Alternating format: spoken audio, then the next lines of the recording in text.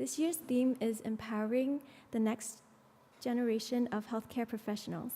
The conference provides students at all educational levels with both general and specific information about various healthcare professions, as well as the skills necessary to succeed in them.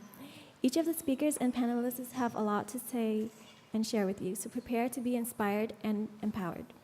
Before I hand it over to Jasmine, who will introduce the first keynote speaker, I would like to say a heartfelt thank you to the conference team, speakers, and attendees. You have all helped make this conference possible. I know some of you have come a long way to arrive at the UC Davis campus. It's a pleasure to see you here.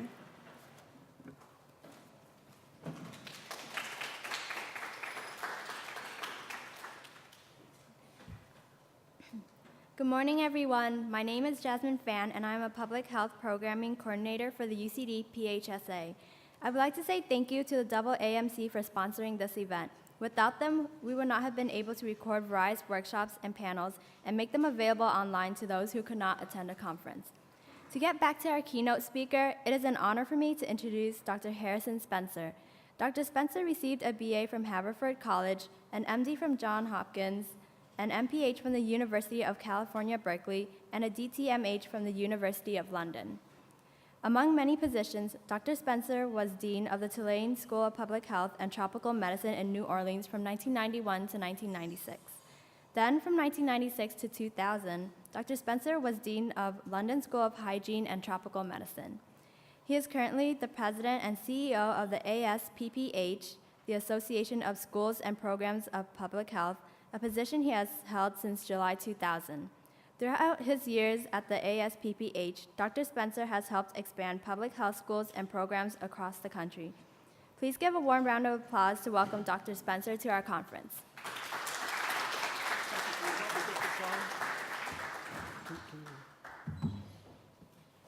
Good morning to you. I'm really pleased to be here. I can't think of a better thing to do than talk about something I'm passionate about to a group of people that I hope are already passionate about it or strongly thinking about, and that's a career in public health. How do we get it to show up there? Okay. Just go ahead and do it. And the arrow is which? Okay.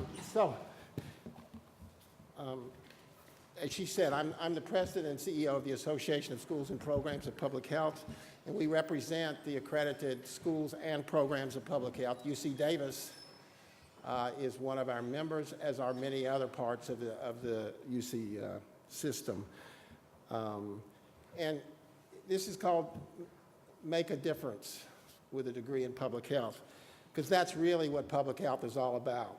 It's making a difference to individuals, their families, their communities, and the population at large by making them healthy.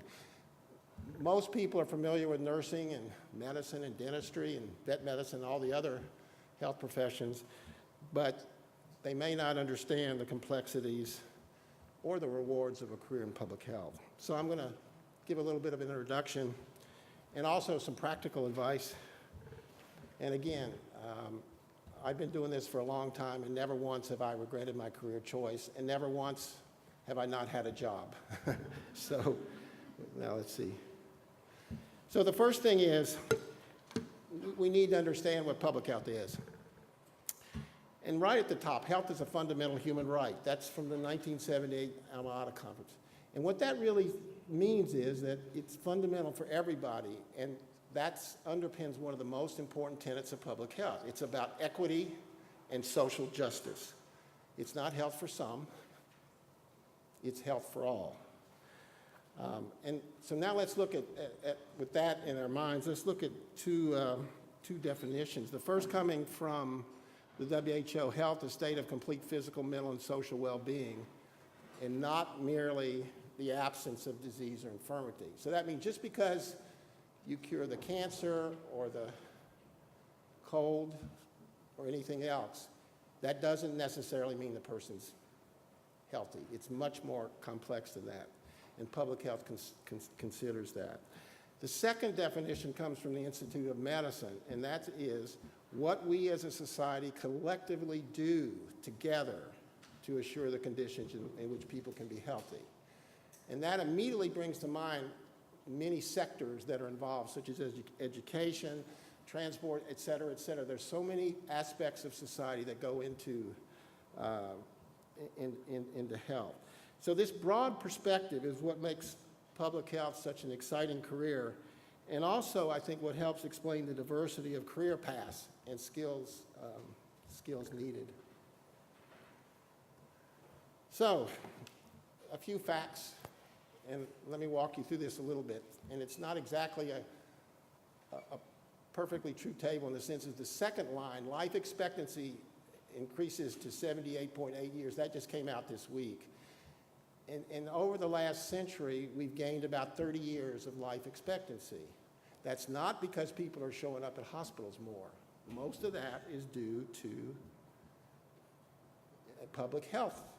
Think immunizations, think water, think other things. So everybody's mind go, oh yeah, we've got all this technology.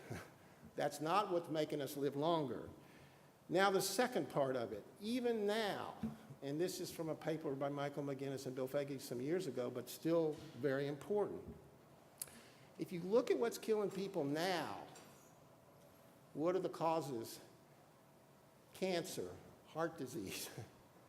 But the real causes, for at least half, are right here. Tobacco use, diet and activity, alcohol use, and other behavioral factors. These are things that we can do something about. And that's what public health does. So public health is really making people healthier, but it's also, again, the other side of it is about equity and social justice, and with health being a fundamental human right. And I can't tell you how strongly those of us in public health feel about both those things. And it's about having everybody at the table, by the way. You know, you can't make people healthier if they're not having input. If you don't have everybody around the table, you're not going to be able to make wise decisions. So it's inclusion. So again, you know, as you're thinking about this, obviously, what interests you? What are your skills? Talk a little bit more about it. Look at the bottom part. I'm outgoing and determined. I'm creative. I'm an advocate. I'm an effective communicator. Top, I'm interested in data and trends. I'm interested in leadership. And then on the right, all kinds of possible career paths, research, policy. The point about this slide is, in thinking about you, there's a pathway for you in public health. You may not know what it is. And you know, as I've gone through my life, people say, well, how did you get here? Or how did you do this? Or how did you end up here? Well, the way I did it was to focus on what was in front of me, do the best I could, and then make choices with opportunities that evolved from that. But whatever you're like, whatever you are as a person, there's something there for you. And again, continuing to think a little bit about careers. So many different settings. We talk about skill settings and sectors, the skills you need, where you can have a career, and then the sectors, for example, in health sector or agriculture, there's all sorts of. So the traditional pathway is government agencies, the state, in this country, state, local, federal. And they, you know, particularly state and local agencies, they are the heart of the public health system in this country.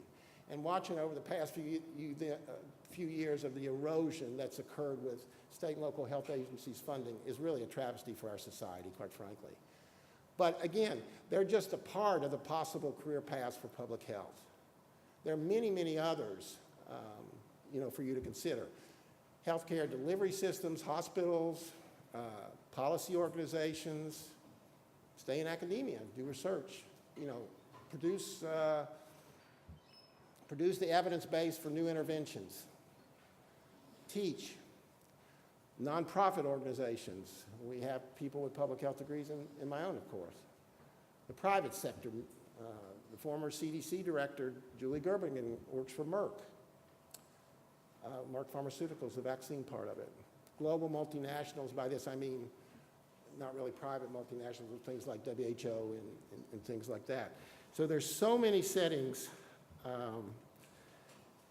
where it's possible to have a career in public health. And then, again, so many different careers.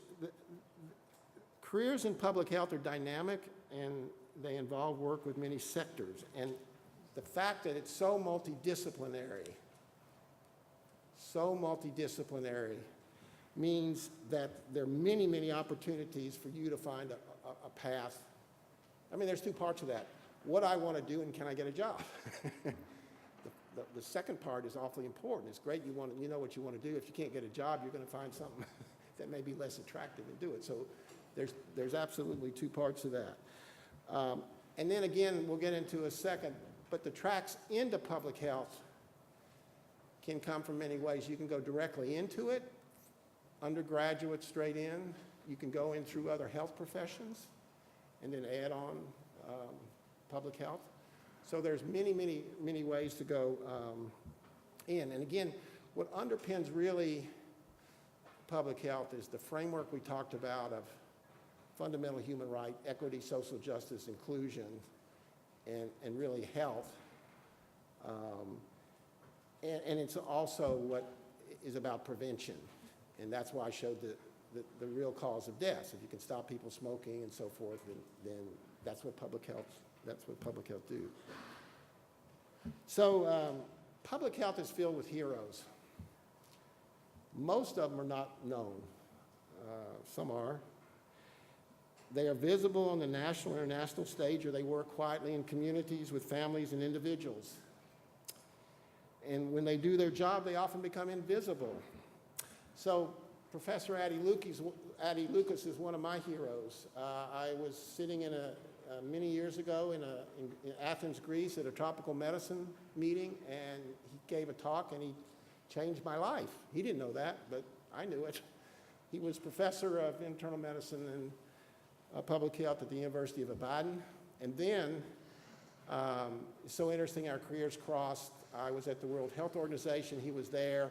He was the alumni president at the London School where I was dean. And so many times I've been able to interact with him and learn from him and his perspectives. And I challenge you to find somebody, or more than one somebody, because I think it'll make a huge difference in your life. And there are plenty of people that are willing to help you if you just reach out. So my own track, I don't know if it's typical or not. It circles all around. It starts out, the public health part, probably EIS in Atlanta at CDC, and then I went to the El Salvador field station, and then I started the field station in Kenya for CDC, and I came back in Atlanta, and the phone, the head up parasitic diseases at CDC, and then the phone rang, and they said, you've been nominated to be dean at Tulane, and I thought, I'll never get that, but why not? I went, and it worked out, and then the phone rang again, and they said, your name's been put in for the dean of the London School of Hygiene and Tropical Medicine. And seriously, I thought, well, I'll get a nice trip to London. Then they'll come back and stay where I am. And that worked out. And then parents were dying, never seeing children, decided to come back. And at this same time, the organization now, at that time, was the Schools of Public Health. Now the Schools and Programs of Public Health. And so I was fortunate enough to be asked to do that, and that's where I've been. But I didn't plan all this out. As I said, it's all about trying to do the best you can with what's in front of you. So now, a little bit more about you. So, I'm interested in public health. And at the end of the day, I think it's really about getting a degree, some degree in public health, somewhere in between. But in between, network. Find people to talk to as you think about it. Find, internships are wonderful ways to get an idea of what it's really about. Read the paper, read about Ebola, understand what public health people do. Go to places where you can hear about it. This campus and other UC campuses are rich in opportunities for that, so I suggest you take advantage of it. Just some ideas, there are probably others you can think of, but it's, as I say, because it's so multidisciplinary, because there's so many opportunities, you should allow yourself to learn and find, and again, it's that balance. Can I get a job?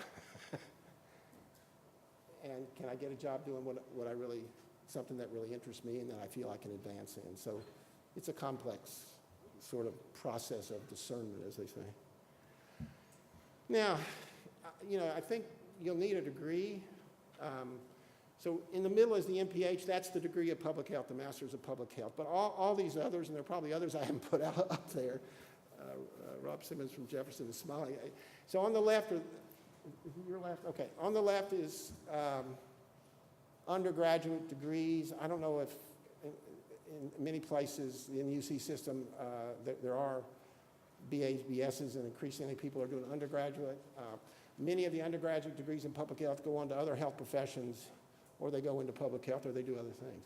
The masters, again, and then there are other masters. One that we were talking about yesterday, the MHA is interesting because people that are interested in the business side of health systems, for example, the toss-up is always between an MHA and an MBA. And we want to make the MHA pretty valuable because we think the perspective on health is actually worth something to the health systems as opposed to just the business side, whereas the MHA is just as underpinned. The Doctor of Public Health, PhD, and SCD. The dual degree is important. If you go into another health profession interested in public health, try to get it while you're there. Look for a place that offers these during your time because it's hard to go back. So if you're interested in public health and you're going to medicine or nursing or whatever, find a place with a joint degree and do it, if you can. And these are all the different kinds of joint degrees.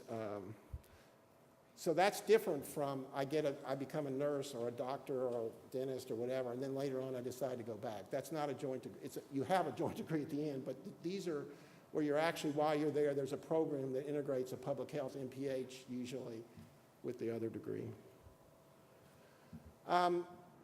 Also, when you think about public health, think about CPH accreditation.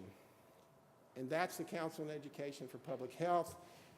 Our members are all CPH accredited. UC Davis is, UC Berkeley, UCLA, etc. I mean, I don't want to miss anybody, but, and there are public health degrees out there that are not accredited through CPH. There's two reasons that I strongly recommend that you go to CPH accreditation. One is that accreditation guarantees a platform of quality. Doesn't mean other places don't have quality, but you know you have it with CPH. The second reason is to become certified in public health, and I always make a point of putting the CPH by my name. This is the National Board of Public Health Examiners, and you can only take this credential if you graduated from a CPH accredited school or program. Why is that important? Well, if no employers require it, maybe it's not. But increasingly, there are employers requiring it. And as time marches on, I believe you will find that it's to your advantage to have that credential because it will help you leverage opportunities for a job. So again, think about where you want to go, but importantly, go to a CPH accredited school or program.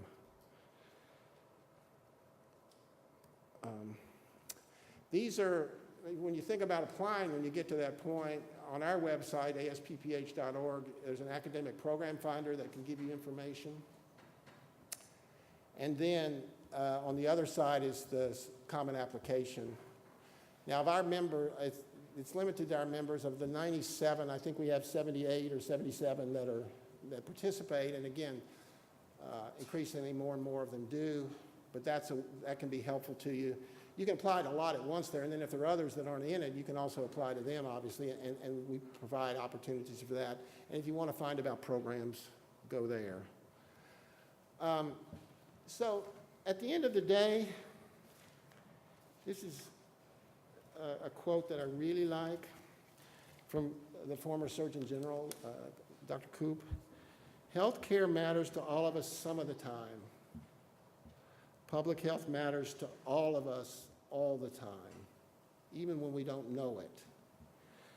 So, I say to you, why not consider a career that can have such an impact on people, their families, and their communities? Why not consider a career that's about equity and social justice? It's about inclusion, where you have a real opportunity to contribute to society in a meaningful way. And I can assure you that's what public health professionals do every day of their lives. Why not consider a career that has multiple career tracks and job opportunities? Jobs are there as you look forward. So again, I like very much having a chance to speak with students, and that's why I came out and flew out, because I think this is important. I hope all of you will give some thought to a career in public health as you go forward, and really appreciated being here today and having a chance to talk with you. Thank you so much.